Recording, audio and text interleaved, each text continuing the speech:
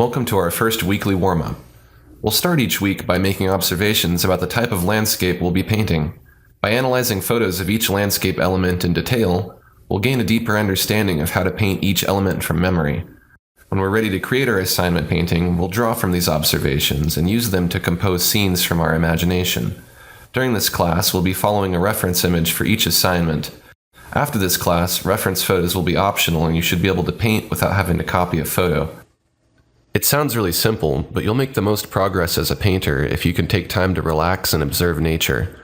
I do this often as a great way to get inspiration.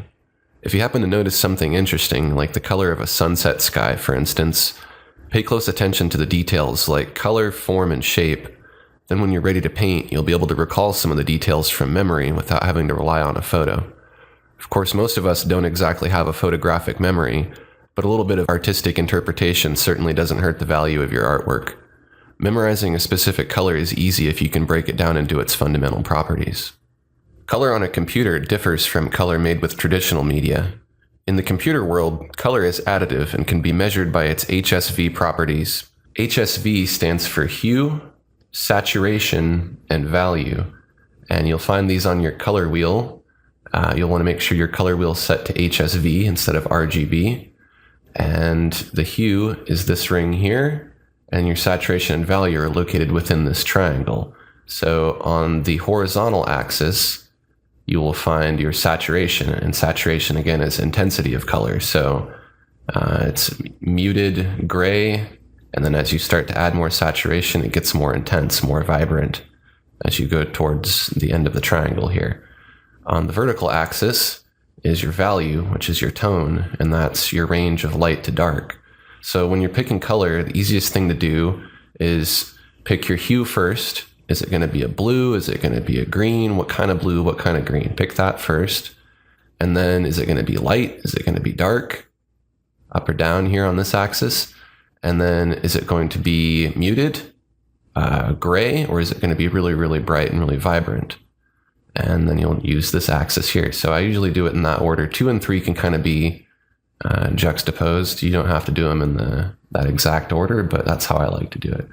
Now, this HSV color is based on computer color. And in the computer world, as I mentioned, additive color is the dominant form of color. So red, green, and blue light combine to make light or white color. When you're working with print or traditional media like paint, you're using subtractive color. And so these lighter colors combine to make dark. It's kind of the opposite. And what's interesting here is you'll note that we have cyan, magenta, and yellow, which make black. And you may know that as CMYK color.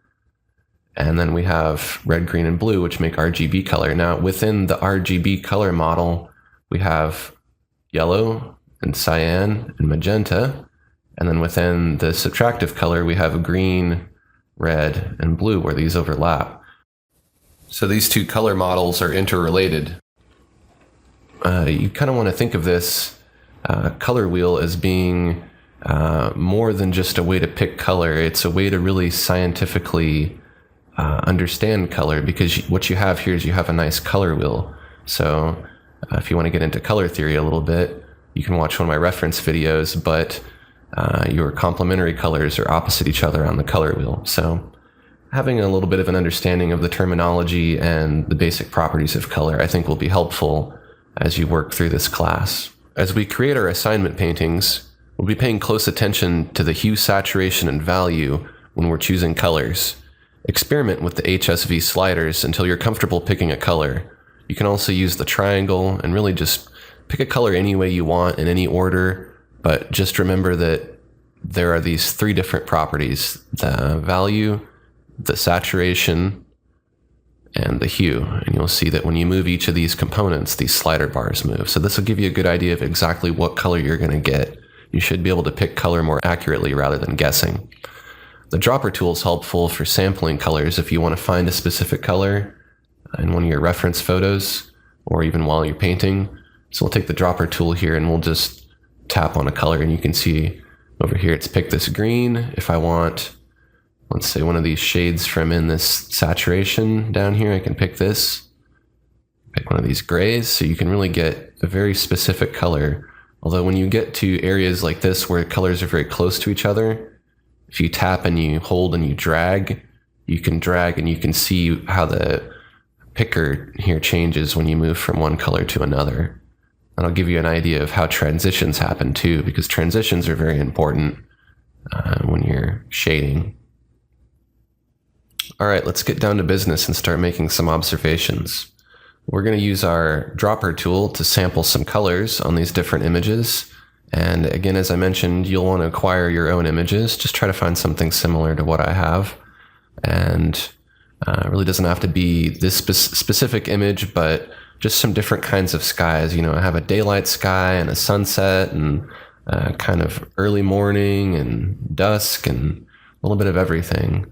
And if we tap and we drag with our dropper and we watch in our color picker here, we'll see that these HSV sliders all kind of move independently. And there's kind of a logic to these colors here.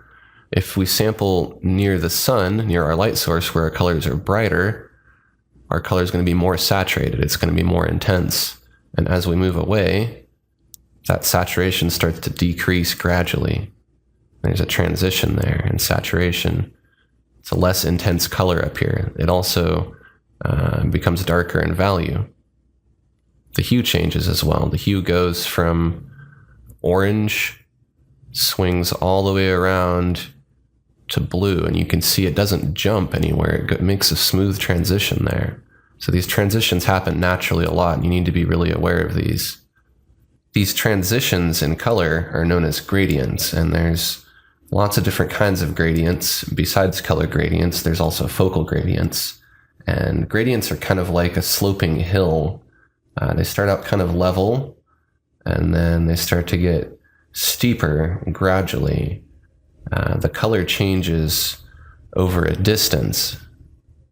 And this change in color and the distance that it takes for the color to change, whether it's slowly or rapidly, begins to kind of convey a distance, visual distance in your landscape, or lighting or three-dimensional form, or even all three combined. And in this example here, all I really did was just draw a hill shape, and then I made it lighter on the top and darker on the bottom. And by adding this biker in, it kind of put it in context, but you get the impression that there's light that's brighter over here. There's also a slope that happens in the hill, not necessarily a two-dimensional slope, but a three-dimensional slope. And then there's a color gradient, which also just kind of helps further establish both of those things. And you really get the impression that there's some life and some realism going on here just because of this gradient. And these gradients are going to get used a lot everywhere when you're working on landscape painting. So they're a very important thing to get comfortable with using. Let's take a more in-depth look at shifting the hue. Now, as we observed earlier, in the sky, the hue does shift a little bit from indigo towards cyan as we near the horizon. And in some cases, like this dusk image here, it goes from cyan and then it goes the other way towards orange and yellow over here. So you can really get a pretty wide range of colors, but the important thing to remember is that these transitions happen often, especially in the sky. This is because our atmosphere changes at different altitudes, which varies the wavelength of the light we see in the sky. To fully understand color, you must understand light. Light is made from photons, which travel in wavelengths. Light can interact with matter by reflecting off of it or passing through it, and these interactions cause the wavelength of light to change, which in turn changes the color of the light we see. When you're mixing colors lighter or darker, it's essential to shift the hue of the color rather than only add or subtract value in saturation. A hue shift can really make your landscape colors look more dramatic. In this example here, the sky on the left does not utilize a hue shift, and it's kind of monochromatic, which is fine if that's the style that you're going for, but if you want a little more vibrance, you'll use a little bit of hue shift. And up here at the top, it's more indigo, and down here at the bottom, it's more cyan. You can see that transition happens. pretty drastic shift. So this is something that you can use in your paintings. I definitely want to see you try this. So now that we've learned about color, we can move on to the next step, which will be shape and form. And we'll take a look at specific objects like clouds and skies, and I'll explain how they're formed and how to shade them, and that'll give us some insight into how to do things later when we create our assignment painting. Skies come in a wide range of colors and can vary depending on location, time of day, weather, and season. Man-made influences such as electric light and pollution may also influence the color of a sky. Skies are often the primary environment color when outdoors, so they are often the best place to start when composing a landscape. A horizon is created when the sky is overlapped by the land. If the horizon is very distant, it's often very straight and horizontal. As you can see in this example here, the only exception is this hill that kind of starts to go above the horizon. The sun varies in size and color depending on the time of day. The center of the sun is often a white or bright warm color.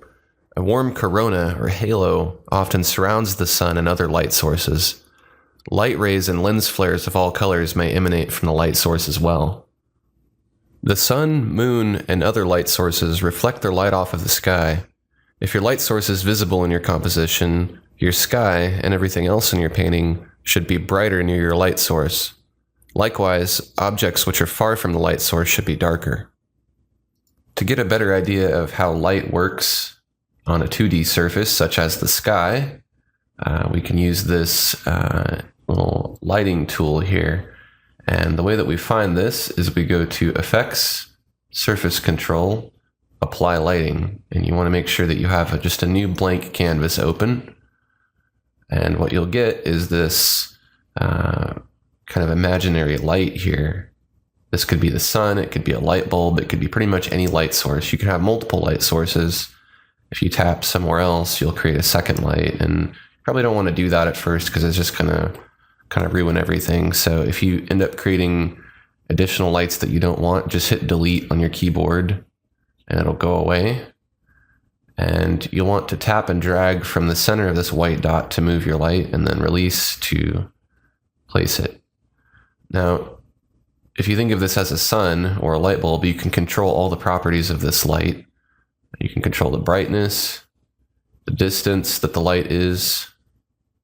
So you can make it look more like a sun if you want to get a feel for how a sun's going to work. But you can see it has this nice gradient.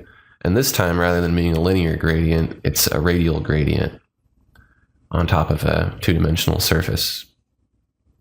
So play around with this a little bit. You can change the color of the light and the ambient color, which is the halo that's surrounding the light. And then you can get a good feel for how this is going to work. This is kind of what you're going for when you're doing a sun in the sky. If you were doing something a little more like a sky where there's not the sun showing, you would probably want something, maybe more like this, or maybe a horizontal gradient. Clouds vary drastically in size, shape, and color. How you paint clouds depends on the weather, time of day, geographic location, and season in your composition. Cloud shapes vary depending on their altitude as well. Though they appear to take seemingly random shapes, clouds are made of a simple repeating pattern known as a fractal. Fractals are self-similar, which means the edges of a cloud look similar whether they're viewed up close or from far away. Now when we want to start shading these clouds and any other object in our painting, we're going to need to know the three basic principles of shading, and those are highlights, shadows, and midtones. So in this bottom example here, the highlights would be this really bright white area, and the shadows would be these darker areas underneath the clouds. The midtones would be values that are kind of in the middle, maybe like that, or even the sky would be a midtone. So for your highlights, you'll want to think about where your light source is, and where your light source is closest to your object, you're going to want to make it that the brightest area. So you can see on these clouds here, the sun's kind of central to them, and so it's lighting them kind of from all sides. The shadow ends up being kind of down the center, because this is the part that's being blocked. This is kind of in front of the sun. And this example here in the top, we're kind of looking at the cloud straight on, so we only see the underside of the cloud here, and then the top side's here. The light's coming down from a point where we can't see. In this example here on the bottom, it's clear where the light is. It's coming straight down and it's hitting the top of the clouds. And then we're seeing this underneath area here from underneath the clouds where the light's being blocked. So we know what to do with the highlights. Those are typically going to be really bright colors that are saturated. The shadows are going to be kind of the opposite. The shadows are going to be on the opposite side where the light isn't going to be able to reach. And those shadows are going to typically be cooler colors. If we look at this example here, this area underneath the cloud is kind of if we sample it here and we look, it's kind of a blue-gray. And it's not too far off from the hue that's in our sky here and on our ground. So really what it's doing is the light is coming out of the sky. We use a different color that we can see. The light's coming out of the sky. It's bouncing off the ground, maybe hitting this blue color, and then it's going up here and it's hitting the underside of the cloud, because the light that's coming here and it's hitting the top of the cloud, that's reflecting back as white. This light down here is reflecting back to us from some of the sky color and some of the surrounding environment colors that are reflecting off of it. So when you're picking the underneath of a cloud, and although it all looks kind of gray, it's actually gray and blue and yellow and some other different colors. If you sample it, you'll see that it's not always the color that you think it is. Here are some examples I made of different areas that I consider to be prime areas for highlights and shadows and midtones. And it just kind of points out some different places to hunt for color. So we'll look at the first example here, and this will be the highlight and shadow areas. In your color picker here, your highlights are usually pretty bright, so they're kind of around this area here, kind of hugging this top ceiling of your triangle here. Your shadows are usually down here in this little pit. They're usually more desaturated and darker, and then everything else in the middle is kind of a midtone. Your saturation intensity is following the rightmost edge of your color picker, your triangle here. So this is the most saturated color. So you kind of want to hug this edge when you're trying to saturate your colors, and then stray away from it when you want to mute your colors. Gets a little more complex here. Now in this example, I have some different labels here, so you can kind of get an idea. If I wanted a muted dark color, I can look kind of in this area here.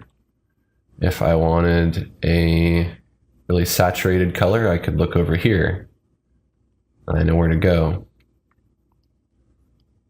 And to get even more complicated, this kind of gives you some context here. So if we wanted washed out highlights, for instance, these would be over here, subdued highlights here, intense highlights here, and so on.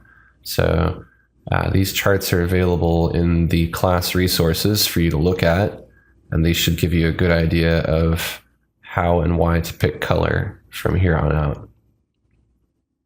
We think of clouds as being white in color, but they're actually an off-white. This is often a warm color like yellow or orange, but it can also be cool or neutral. White balance is especially useful anytime you are dealing with white, black, or gray colors. Giving these colors a slight tint really helps to make your colors more realistic. The tint can be uniform or it can vary gradually.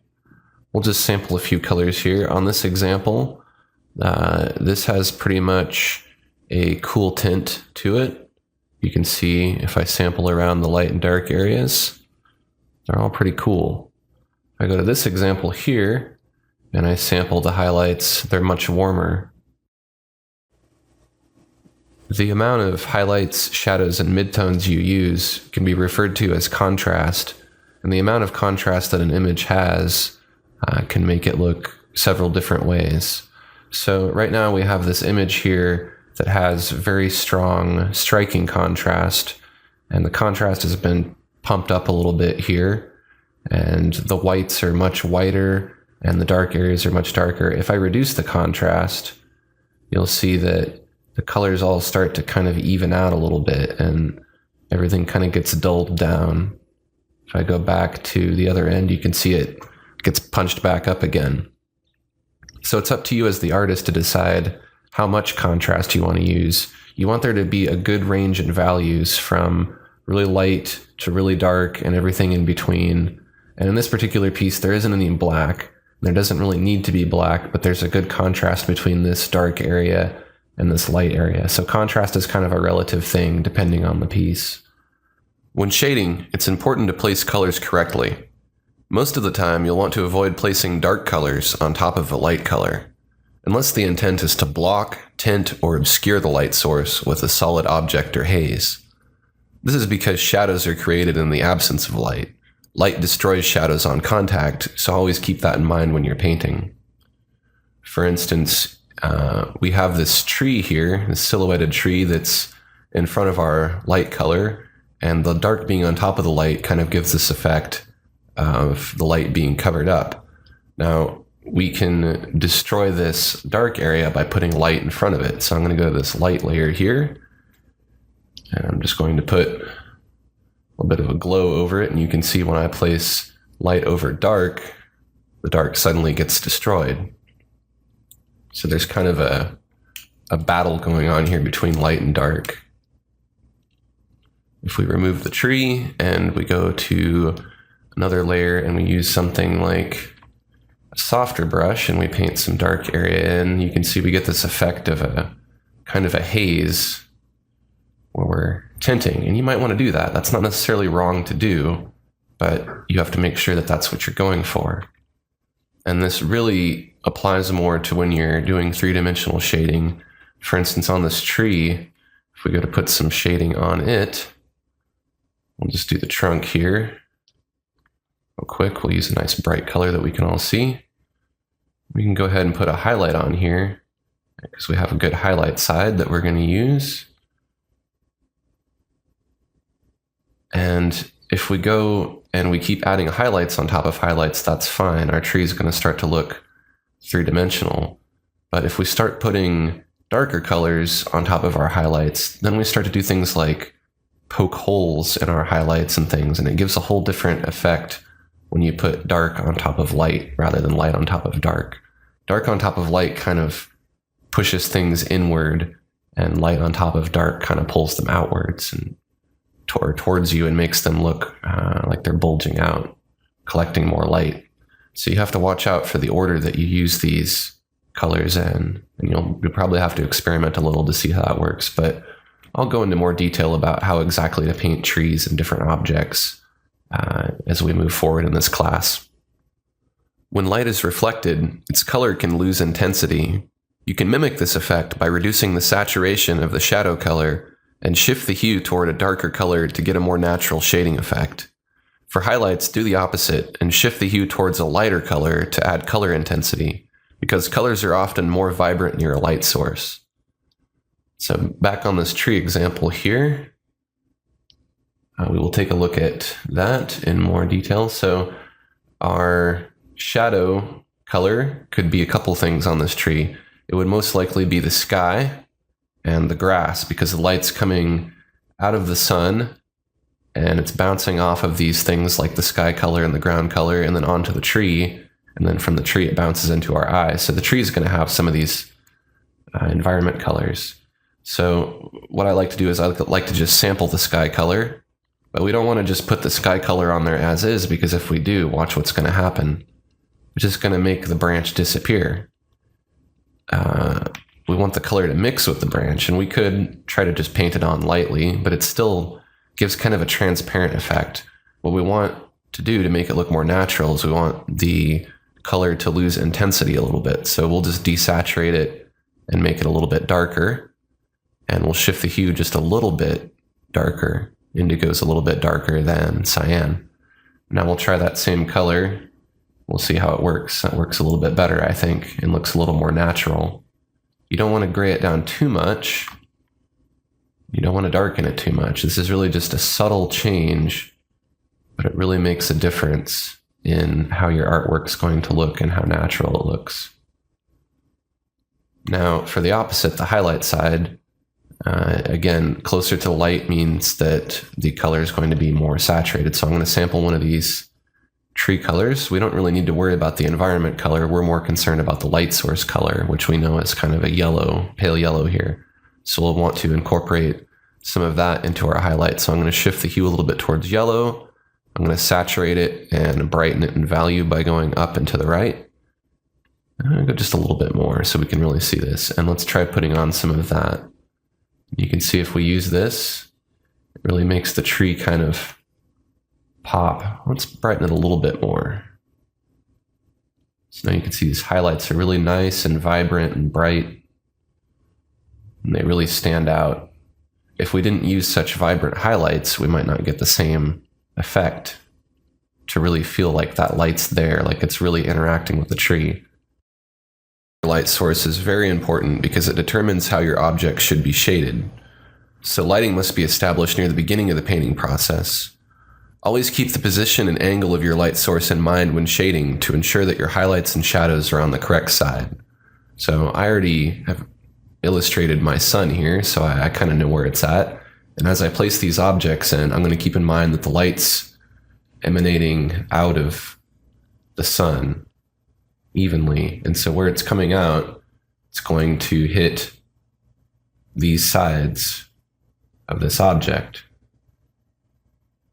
and so on. So when I start placing things around my composition here, I'm always going to want to think about where my light source is constantly when I'm shading, because if I put the highlights and shadows on the wrong side, it's going to mess everything up. It's just not going to look right. So I'm just going to hide my light rays there, and we'll go to our tree that's on the side, and I'm going to go ahead and put in my highlights on this tree and some midtones and shadows. I want to make sure that I think about where the light can reach and where it cannot. And again, as we get further into this class, we'll look a little bit more into how to shade these three-dimensional objects. Then we have our highlights on one side where they're closest, oops, that's the wrong color. We have our highlights on one side where they're closest to light. And on the opposite side, it's where we're going to have our shadow color. And again, we can just sample some of our sky color and dull it down a little bit, and that'll work pretty well for shadow color, and just blend it up a little bit to give it some character. And we got all right looking example of a tree trunk here. So light angles, very important. If your light isn't present in your composition and you just want to indicate it somehow, if it helps, you can just draw on a separate layer a little sun or something like this that you can just turn off later. And if it helps, draw little arrows that come out of it like I did earlier, just to kind of help you imagine the direction of that light. And then it's the same thing with your shadows. Your shadows need to move away from your light source. The angle of your light source especially. So the angle of my sun is here. My shadow is going to go away from it. To get a more dynamic look at how light interacts with 3D objects, we can check out this Apply Surface Texture panel. And it gives us this little preview here that we can make some observations on. So to get to that, you want to go to Effects, Surface Control, and then Apply Surface Texture. And just ignore this surface texture thing up here and focus down on the box down here. This works like the other little palette we were playing with earlier with the light, where you can move it around and you can get a feel for how the angle of the light is going to affect the object. And you can play around with some of these different settings to get some different brightness and different options for your sun here. And if you want to, you can add additional lights to get an idea of how reflected light would look. You could take a look at maybe a sky color reflecting here, and then now you can see what a more three-dimensional object might look like. Now, not everything is going to be spherical in shape. There's lots of other primitive shapes, and we'll get into that in just a minute here. But this kind of gives you something to play around with and make some observations.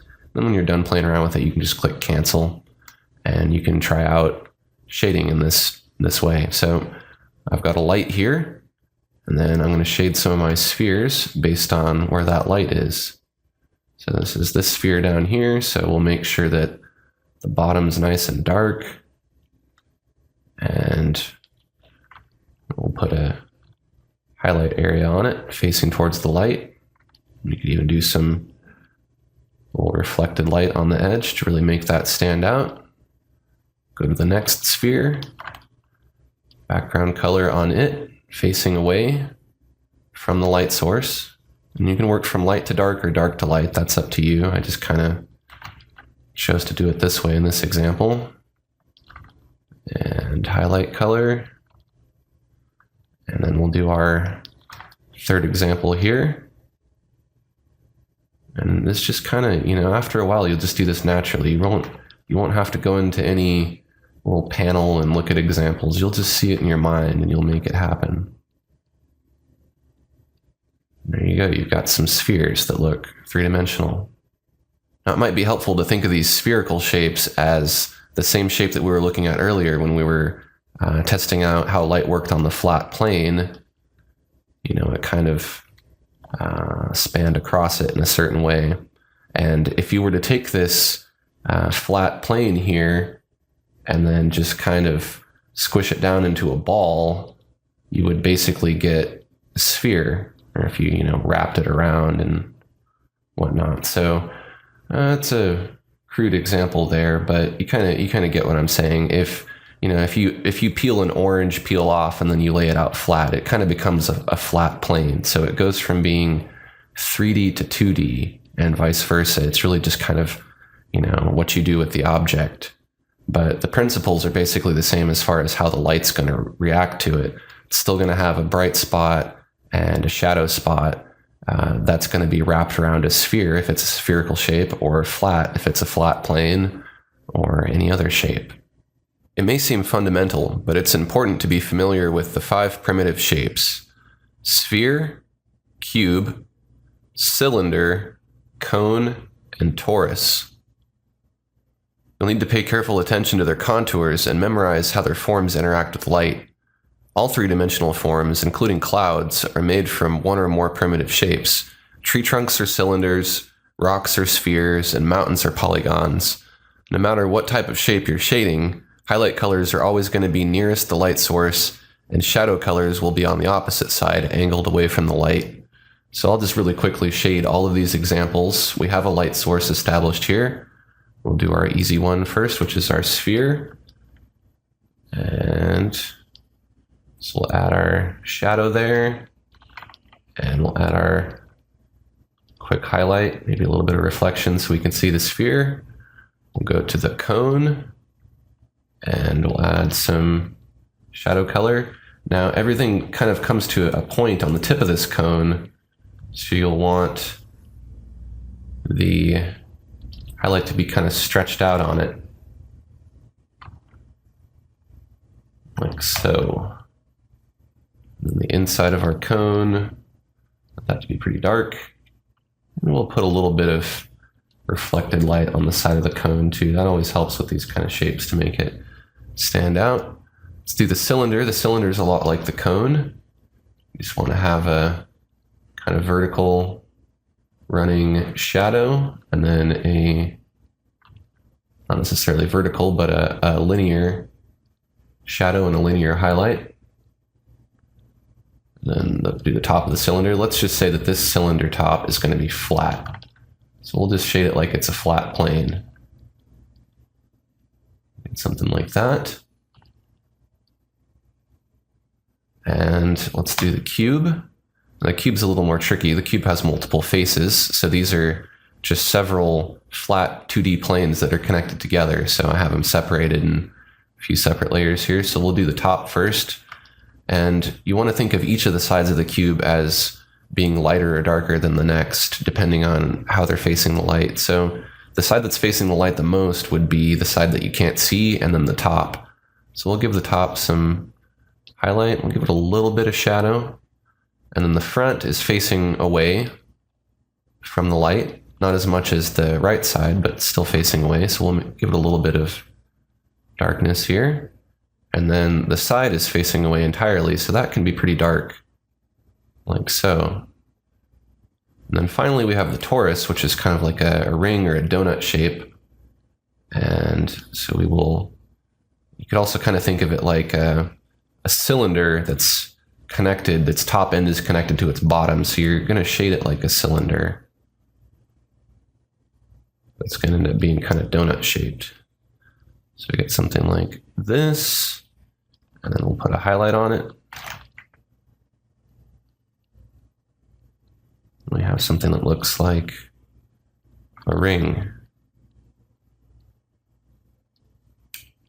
I'm doing these kind of rough and kind of quick, but it gives you the idea of their contours and how they should look. So when we're doing these different objects now in our assignment paintings, all of these objects, mountains, trees, clouds, they're all going to be a combination of these shapes. And so you'll want to shade them appropriately based on what we've gone over here. For more examples, look around your house for objects which are shaped like each of the 5 primitive shapes. Hold them near a light source and observe how the light influences their highlights and shadows. Make note of any gradients you observe. Experiment and see how they change depending on the angle of the object and distance from the light source. 2D planes, for example, could be a sheet of paper, a coin, a wall. Something spherical would be like fruit like an orange, a ball, an egg. Cubes could be boxes, walls, your desk. Cones could be your pen tip, a horn, ice cream cone. Cylinders are tree trunks, pencils, your finger. And finally, torus would be a ring, a donut, or a rubber band. So hopefully this gives you an idea of some things you can find around the house to check out, and that will give you some more insight into shading. Objects which are near the horizon gradually become obscured by the surrounding atmosphere. This has an effect of making distant objects appear to blend with the color of the sky. Objects on different planes may appear to vary in color, often getting lighter in value as they become more distant. This effect can be leveraged to give your painting depth. See how the distant hills and mountains here appear to be different in hue and value? The one that's the most distant is much lighter than the one that's closest to the foreground, which is much darker. Use this effect in your landscape paintings to make them look more realistic. To achieve realism in your paintings, you must also paint in perspective. Perspective is very important in the composition process because it really kind of makes everything look like it really fits into the world that it's in. If you don't paint things in perspective, they're going to look kind of flat and just not realistic. Even if you do a good job of picking color and shading, if your objects aren't in perspective, it's just not going to work. So to understand perspective, I'm going to show you a little bit of a guide here that will break down our landscape into some different components. So what you're seeing right here with all these lines, this is a perspective point, and there's some different lines that help us draw in perspective. And this is a feature in Painter X3 that you can use. It's pretty handy, but when we're painting, we're not necessarily going to use this. I'm just going to use this as a visual aid to explain this. So the red line you see here, which I will enhance a little bit, this is the horizon line. And this is really the best place to start when you're making a composition and you want to make a perspective point. And what you're deciding here overall is where is the eye level of the observer going to be? And the observer is the person who's looking at the painting. Now, that's not necessarily just you when you're looking at the painting. It's the point of view represented in the painting. So when the person took this photograph, they were standing right here and taking the photo looking this direction. if they were turned a different direction, the perspective would be entirely different and the photo would look different. So this particular point of view is captured, and so is this perspective.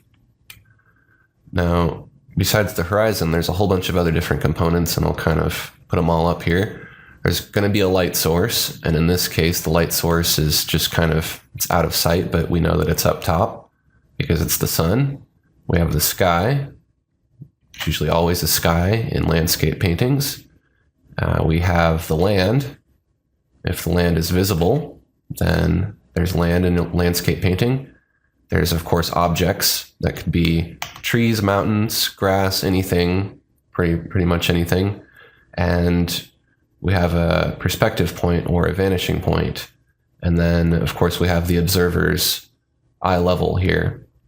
So I'm going to just hide these so they're not in the way so much. And the eye level, again, is really important here because this is the eye level of the point of view in the painting. So when you're placing things on your horizon, depending on how far you go above or below is going to kind of determine the height or the perceived height of those objects. And we know that these objects here, these trees, are taller because they go well above our observer's eye line here. And of course, we know that these posts here that are off to the side, off to the right, those are perhaps not quite as tall as the person who took the photo or the person or the point of view in the painting that we do.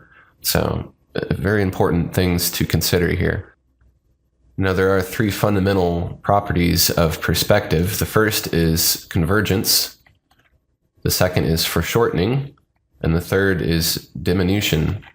So what these are convergence is when things get further away, they begin to kind of converge. If you can see in this example here, these trees kind of have an outline, and you can kind of tell where each tree is, but at a certain point, they all kind of start to really smash together and just become one big clump of trees because they're converging.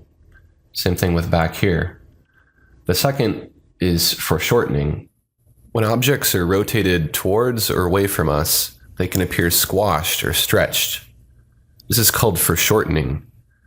Notice how the clouds in the distance are a little more thinner and squashed than these clouds that are closer to the foreground. This is because the clouds in the foreground are a little bit more overhead, so we're seeing a different view of them, and the clouds that are further away are more distant and turned at a different angle, so they appear to be a bit thinner because of perspective. And then diminution, that's everything shrinking down in scale as well. So while foreshortening is more of a compression from the top and kind of squishing, diminution is also kind of shrinking it in from the sides too and just overall making it smaller. For instance, I mean, you probably can't see it very well, but there's a electrical wire pole here, and it's a lot smaller than the one that's a bit closer in the foreground. So it's getting diminished a little bit in size and made smaller. So you'll want to use all three of these properties here when you're painting your landscape, along with the landscape components that I pointed out just a minute ago. And that'll really help your artwork just look a lot more realistic. So the last thing we'll look at is the field of grass. And just like the clouds and everything else in a landscape, a field of grass is also bound by the rules of perspective. And it might be a little hard to see, but these blades of grass are all kind of lining up on this perspective point. If you look really close, you can kind of see it. It'll kind of flow in this radial pattern. They don't just go straight across. And if you were to draw the grass blades just straight across like this, you wouldn't quite get the same effect of perspective. They kind of have to be at this angle that follows the perspective. And they're smaller in the background, and they get bigger in the foreground. These grass blades are very big. You can see them quite well. And then the ones that are in the foreground, in the midground, and the background are much shorter. In fact, in the background, you really can't see any of the blades at all. The hue and the value of the grass also varies. The grass that is in the foreground is darker and is hue shifted more towards a cooler green. Dead grass, dirt, and vegetation of varying colors are mixed into the grass. Observe how the grass is not just a static green color, it also has some brown, yellow, and orange tinting to it. Now that we're familiar with some of the basic concepts, we're ready to get started on our first landscape painting. Remember to integrate the skills and knowledge you've learned from these warm-up videos while you're painting.